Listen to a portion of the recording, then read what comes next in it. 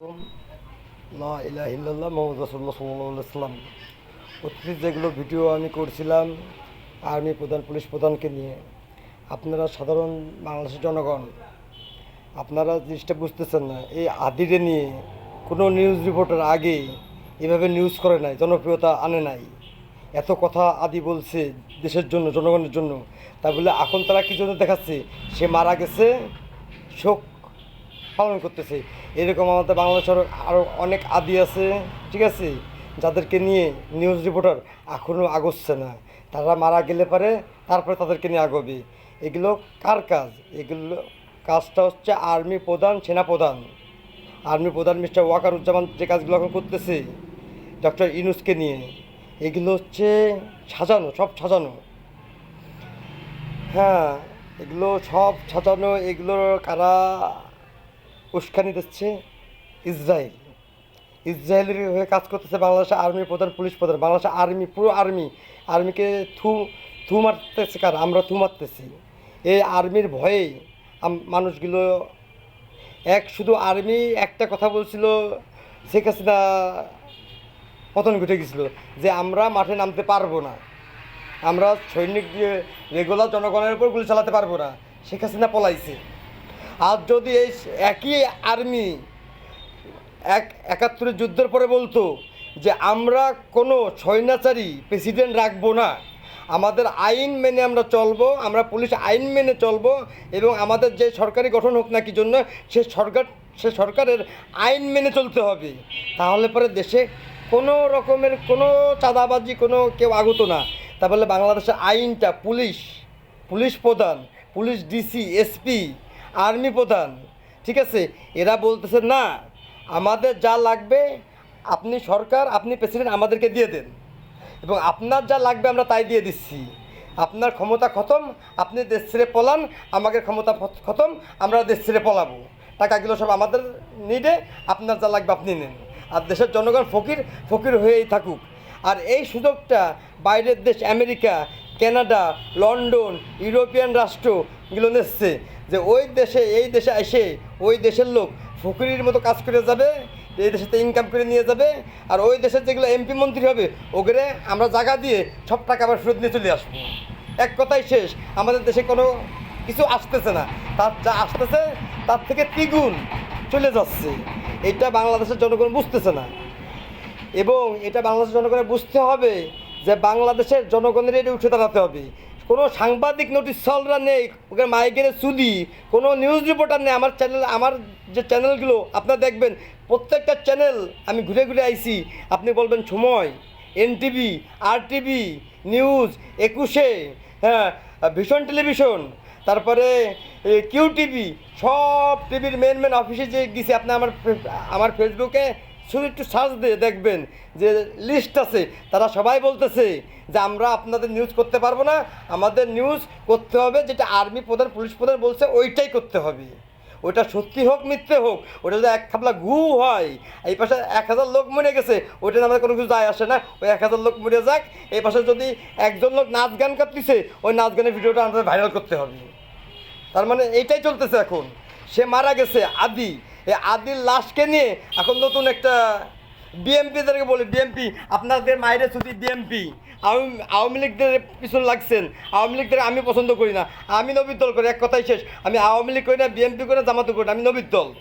এক কথাই শেষ, আমি নবীর দলে কেমতের দিন আমি ওই দিন দাঁড়াবো, নবীর দল করতাম। আমি বলবো না আমি জামাতও করি, আমি বলবো আমি নবীর দল করি, ঠিক আছে।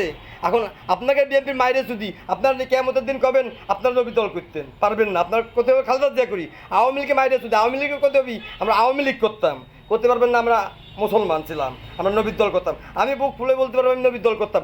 এরকম আদিও আমার মতো একজন ছিল, সে নবীর দল করতো, ঠিক আছে। আদি আর আমরা একই সাথে কাজ করতাম। আমাদের অনেক এখন আমার রাগ আছে, আমি কোনো কিছু প্রকাশ করতে পারতেছি না। আমেরিকার মিডিয়ারা উঠে পড়ে লাগিছে, হ্যাঁ। আবার এই যে মাগুরা বিএমপি, আওয়ামী লীগের কিছু আওয়ামী লীগের এই যে শিকরের সাথে মারামারি করেছিলাম, শিকরের ভাই ছাড়া পাচ্ছে, ঠিক আছে, এইসব নিয়ে উঠে পড়ে লাগিছে। হ্যাঁ, শর্টের ভিতরে আমারও কিছু একটা হয়ে যাবে, হয়তো দেশেই থাকি, বাইরেই যাই, মারাই যায়, কোনো কিছু যায় আসে না। আমারও বিচারটা যেন সঠিকভাবে আসে। তাহলে আমার বিচারটা কি? আমার বিচারটা দেশের জনগণ করতে পারে। আমার বিচারটা হবে এইভাবে, আমি যদি মারা যাই, দেশের জন্য একটা সাংবাদিকের বাচ্চাও বাঁচে না থাকতে পারে। সব সাংবাদিকের প্রত্যেকটা নিউজ চ্যানেল যেন ভাঙচুর হয় আমি মারা গেলে পারে। এবং আমি মারা গেলে পারে দেশের জন্য পুলিশ, আমি বলবো না সাধারণ পুলিশদেরকে মারেন, হ্যাঁ, যেগুলো মনে করেন কি আছে সাধারণ, যারা ওই যে মনে করেন কি সিপাহী পদে, এসপি, ডিসি, এসপি, ওসি, এরা যেন দেশ থেকে পলাতে না পারে, একটা ডিসির জন্য পলাতে না পারে। ডিসির উপরে যারা যারা আছে, কোনো বাংলাদেশের যারা ওই যে মনে করেন কি সজীব বলে কাজ করতেছে, এরা সব মনে করেন কি ইন্ডিয়ান র হয়ে আমেরিকান সিআইএ হয়ে, আমি তো আমেরিকায় পড়াশোনা করে আইছি, সিআইএ ট্রেনিং প্রাপ্ত আমি। সিআইএ আমাকে রাখে নাই কি জন্যে? আমার খ্রিস্টান হতে বলছে ওরা, আমি খ্রিস্টান হতে পারবো না, আমি মুসলমানই থাকবো। ওরা আমাকে আমার ফেসবুকে কয়েকবার লিঙ্ক দিয়েছে সিআইএ, ওকে মাইগেরে শুধু আমেরিকায় পড়াশোনা করে আইছি আমি, ওকে মাইগেরে চোদবো আমি, ঠিক আছে? সিআইএর ওরা আমাকে খ্রিস্টান হতে বলে কি তুই খ্রিস্টান হ, তোর সব তোকে আমি দিচ্ছি, বাংলাদেশ সব মিডিয়া তোর চালু করে দিচ্ছি, তুই বাংলাদেশে তোর প্রেসিডেন্ট বানাই দিচ্ছি, খালেদা শেখ হাসিনারে বাদ করে ওকে মাগরে চোদবো।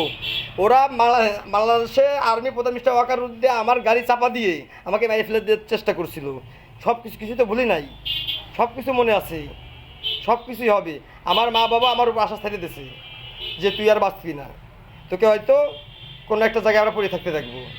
ইনশাল্লাহ আল্লাহ জীবন মৃত্যুর মালিক আল্লাহ। আমি ছোট্ট একটা দোকানে এখন নিরিবিলি বসে থাকি দিন রাত। আমার টাকা শিকড় থাকতেই চুষে নিয়ে গেছে শিকড়ের আমলে, যে সময় শিকড়ের ধরে বাড়িছিলাম, ঠিক আছে? শিকড়ের আমলে শিকড় চুষিছে। শিকড় যাওয়ার পরে যা ছিল এই যে বিএমপির মনোরা চুষিছে কিছু। আর এখন আমি আমার যা আছে ব্যাংকে ট্রাস্ট ফান্ড করে দিয়ে আমেরিকার কিছু ব্যাংকে রেখে দিয়ে আমি নিরিবিলি ঘুরে বেড়াই আর খাই, আর দেখতেছি কি হচ্ছে দেশের যা হচ্ছে।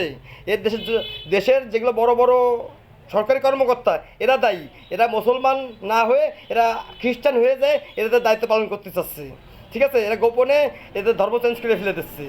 এরা কিছু হলে পারে যাই আবার ওই খ্রিস্টানকে কলের ভিতর থাকবে, সব টাকা পাচার করে দিচ্ছে খ্রিস্টানদের দেশে, ঠিক আছে? এই হচ্ছে দেশের। আর আমার ভিডিওতে ওই খ্রিস্টানরা কি একটা ভিডিও আমার পাঠাইছে, আপনারা দেখে নিন। এটা আমার ফেসবুকে আমি আপলোড দিয়ে দিছি।